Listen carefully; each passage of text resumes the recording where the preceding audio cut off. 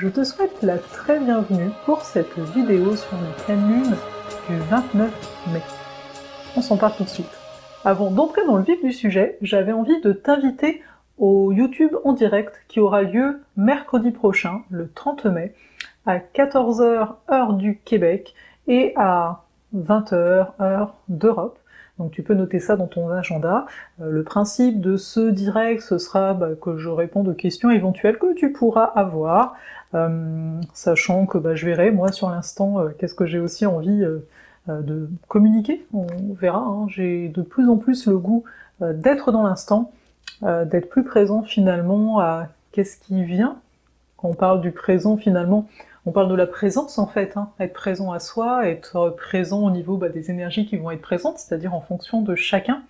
Donc voilà, vu que je t'en parlais et que vous avez été donc plusieurs à dire ok pour un live, et bien voilà, ce sera cette date-là. C'est comme ça que c'est tombé. Donc en plus, on pourra même se parler de cette période de pleine lune en fonction de comment chacun l'aura vécu.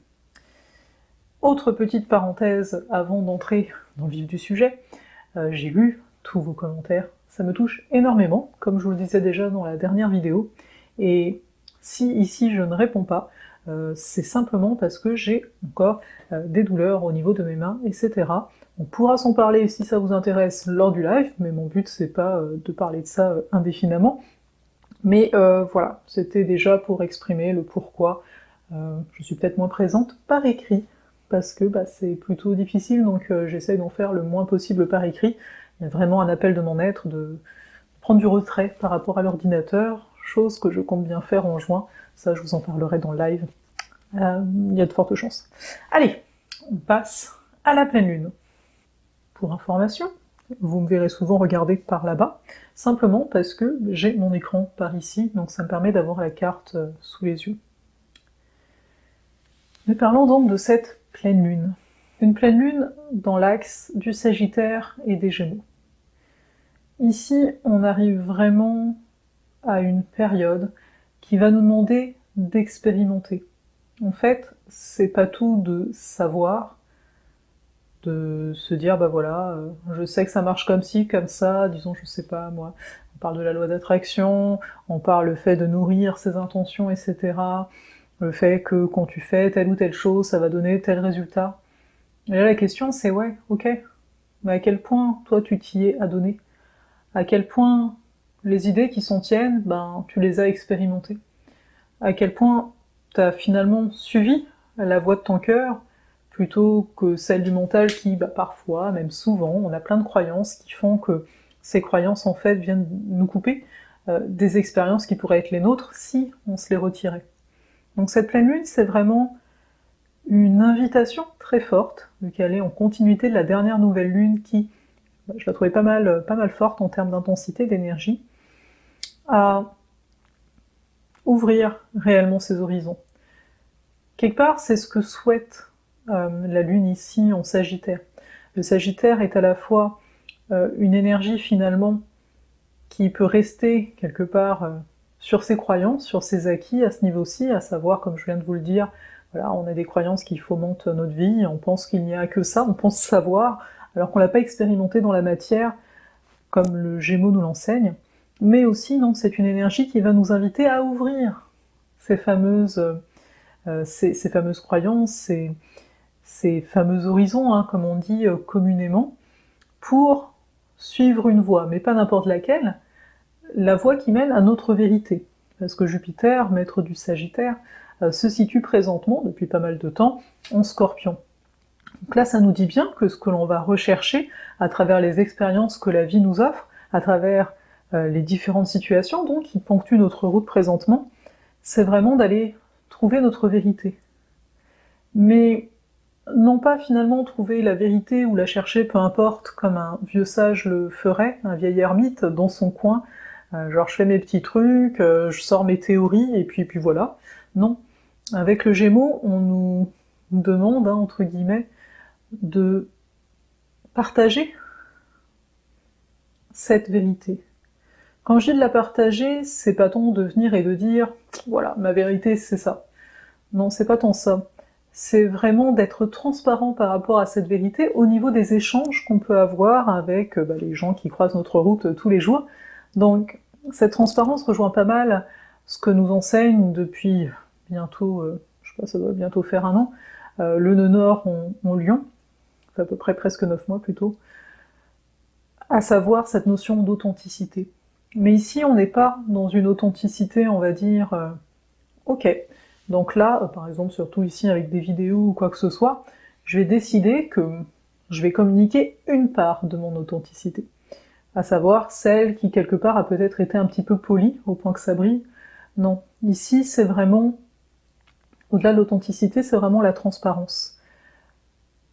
On n'est plus là, quelque part, pour se leurrer au niveau des différentes illusions que viennent créer nos croyances en règle générale, à savoir ah mais tu peux pas parler de ça alors même que t'es plein d'émotions, comme si tu sais l'émotion, la tristesse, la colère, c'est quelque chose de moche. Non, va pas exprimer ça parce que ça pourrait être mal pris, etc.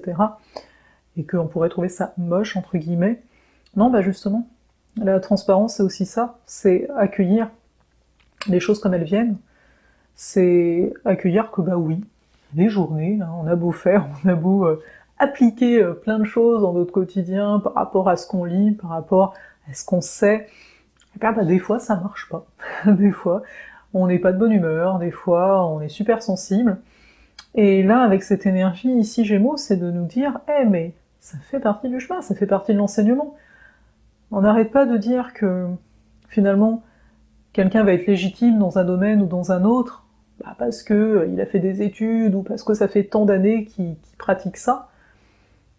Et si on s'offrait là cette légitimité-là par rapport à notre propre vie, chacun ici présent, on a la spécialité de notre chemin de vie qui va pouvoir inspirer d'autres gens si on s'ouvre à partager, arrêter de se voir comme plus insignifiant qu'on ne l'est en fait.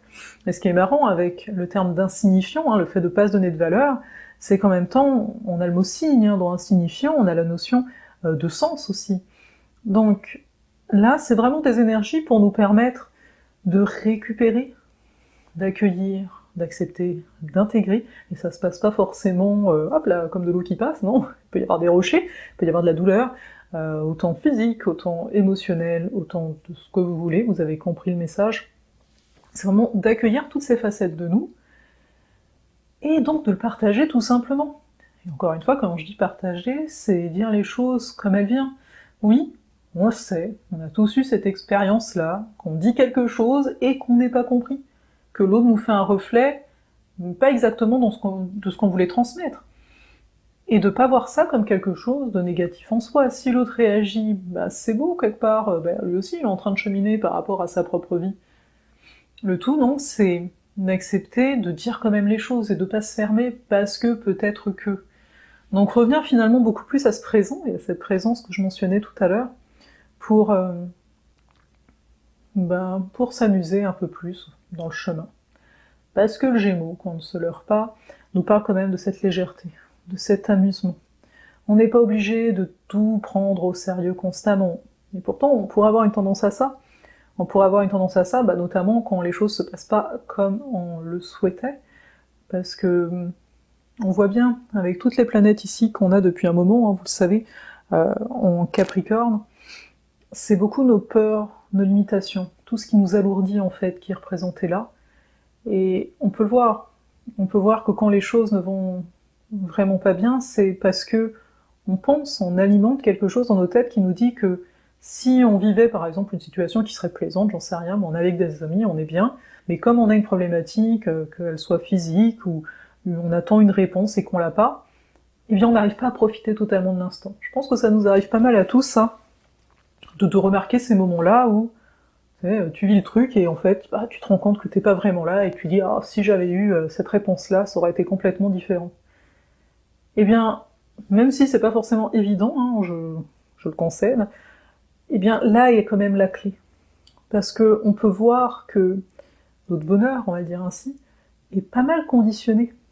Genre, je serais bien quand telle chose, quelque part je serais arrivé, je me reposerais quand je serais arrivé.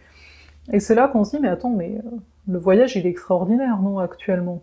T'es là, t'es dans un corps qui communique avec toi, parfois tu comprends pas vraiment.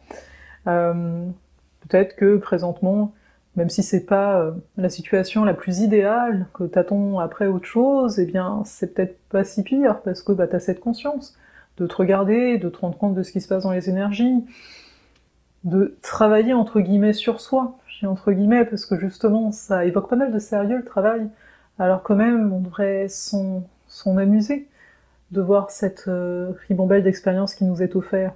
Mais après c'est naturel aussi. Je veux dire, c'est comme ce que je disais tout à l'heure, cette notion de transparence.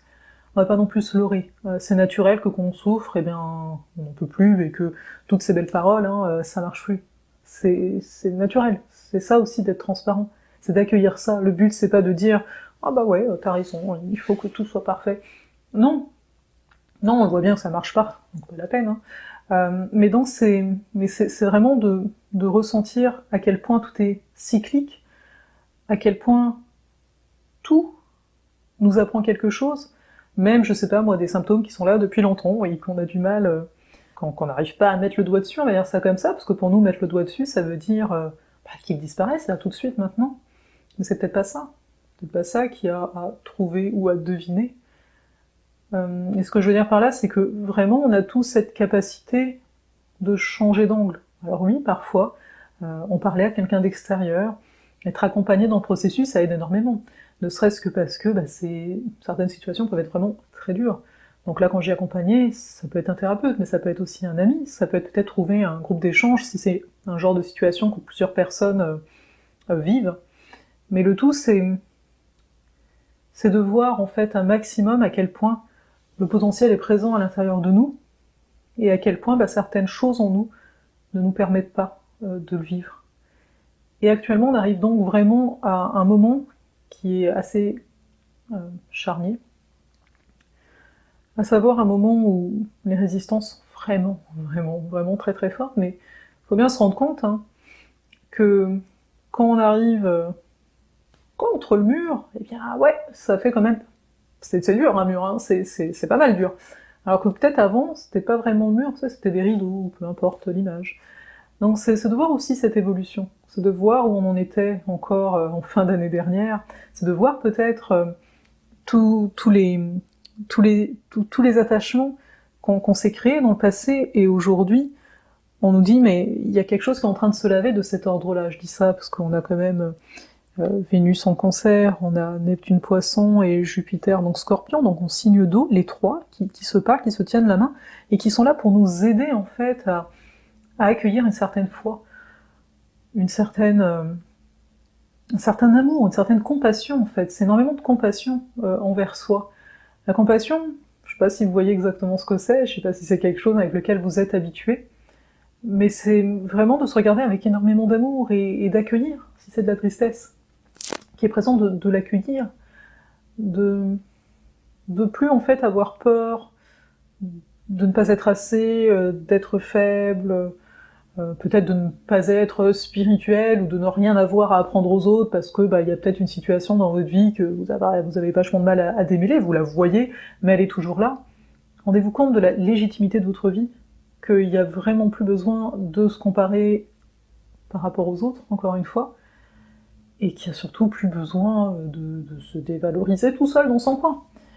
Même si, encore une fois, c'est partie du processus, il n'y a rien à jeter ici, mais d'accueillir en fait un peu toutes les parcelles de soi, de pas essayer de gommer, de pas tout le temps vouloir être à la prochaine étape en se disant que ce sera mieux, parce que ça ne fonctionne plus. Ça fait partie des anciens schémas qu'on a. On peut avoir une peur parfois, là surtout qu'on sent qu'on est dans des périodes où il se passe plein de choses, etc., qu'il y a un choix et un seul choix à faire, que là, il faut vraiment faire le bon choix, parce que sinon, ça va, tous les trucs que peut-être on se projetait, ça ne marche plus. Donc là, c'est juste une proposition, et si on arrêtait de s'identifier au projet, si on revenait sur l'ici et maintenant, sur, voilà, si vous avez un projet, sur ce que vous créez par rapport à ce projet actuellement, mais sans plus finalement vous attacher au résultat. En fait, tout ce qui est de l'ordre du stable dans votre vie, quand je dis ça, c'est surtout au niveau des croyances, voyez, et si vous remettiez en question, je veux dire, là quand je dis ça comme ça, c'est vraiment quand on a une problématique, c'est souvent on va regarder les mêmes points et on a du mal à sortir de là. Et si vous regardez toujours les mêmes points, regardez donc les trucs qu'on remet pas du tout en question, parce que cela, non, tu te rends pas compte, c'est pas du tout possible de changer ça. Et pourquoi pas? Parce que tout ça peut être aussi, on n'a pas d'exemple concret, on pourra s'en parler lors du live, au besoin, mais tout ça n'est pas là pour rien en fait. Certaines choses, on les remet pas en question, parce qu'on dit non, tu vois, je suis comme ça, c'est comme ça que ça fonctionne, ou bien non, tu vois, j'ai des enfants, donc là, par rapport à mes choix, je suis quand même limitée. Pourquoi réellement? Pourquoi ces choses-là ne bougeraient-elles pas? Parce qu'aujourd'hui, on est dans une nouvelle énergie, donc essayons des choses nouvelles aussi. Donc c'est un peu cette invitation de cette pleine lune, en tout cas c'est mon ressenti par rapport à ça. C'est vraiment une ouverture finalement à ancrer, planter des germes nouvelles en nous. Uranus Taureau, qui est là en très bel aspect avec Saturne, mais en aspect quand même de tension avec Mars, donc il peut y avoir pas mal d'impatience, dépendamment des personnes ici.